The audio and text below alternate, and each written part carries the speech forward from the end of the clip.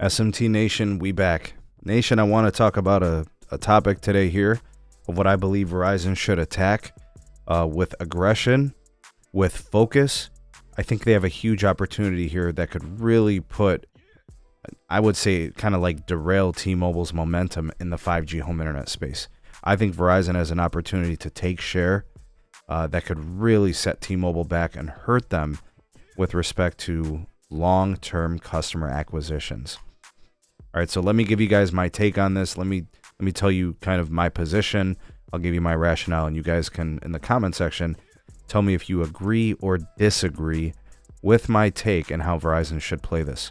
I'll be sure to link the placeholder article for you in the description. It's just going to be for some reference material. It'll be there. Also in the description is the Real SMT Buy Me Coffee link. If you want to support your creators directly, that's one way you could do it. Buy us a coffee. There's other ways to support us too. They're all down there in the description. And don't forget, if you're looking for a really good deal on wireless service, the Green Fox can help you save money. Currently at our mintmobile.com/Sneed partner link, you can get the deflation promo pricing. Still appears to be active. Take advantage of these deals. They're not permanent, but they are definitely active, and see if that could be something that could work for you. Switching is super easy. They'll ship you out a SIM card really quick, or you can, go ahead and activate using eSIM, which is super easy and fast. Check them out. mintmobile.com/Sneed. All right, folks. So Verizon just completely changed everything. All right. They are several months ahead of schedule, clearing all of their C-band across the country. At this point, what it's really about for Verizon is scaling high-capacity fiber circuits, scaling the upgraded radios and antennas for C-band. All right. They've got 140 to 200 megahertz on a national scale. There is no fragmentation to this spectrum. It is contiguous, it is clean, and it is basically capacity magic. All right, especially in the 150 plus markets where they have 200 megahertz of it. Meanwhile, there are several parts of the country where T-Mobile is still waiting for the N41 licenses, the EBS BRS spectrum from Spectrum Auction 108. And T-Mobile can't do anything about it. They've tried. Right? All due respect to them trying. They've sent notifications to the FCC. They've reached out to the parties at Capitol Hill, right? Trying to get Congress to reinstate the Spectrum Auction Authority to the FCC, which was taken from them several months ago. So Verizon is fully loaded.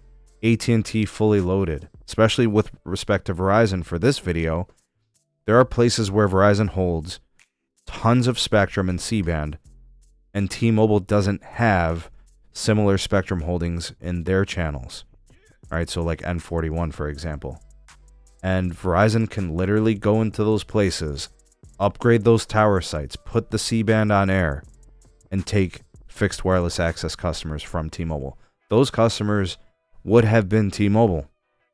But now I think what Verizon should do is, and this makes a lot of business sense, very aggressively, expeditiously, file for those permits. Get those upgrades in those areas where T-Mobile has that spectrum weakness, that deficiency, and start selling that 5G home internet. If I was Verizon, hell, I would even do an emergency CapEx release for those places. Because those customers, once they get a service and they like it and it's fairly priced, they ain't going anywhere. Once you have access to that customer, now you can start opening the door for getting them on wireless if you don't have them yet, getting them to attach other device, upgrades and different services like device protection. Maybe you get them on some of those My Plan add-ons, right? There's all types of stuff that you can latch onto and add on, right? So, and I know that, Verizon reduced their CapEx last quarter by 12%, and they're going to likely relax their CapEx for the next several quarters.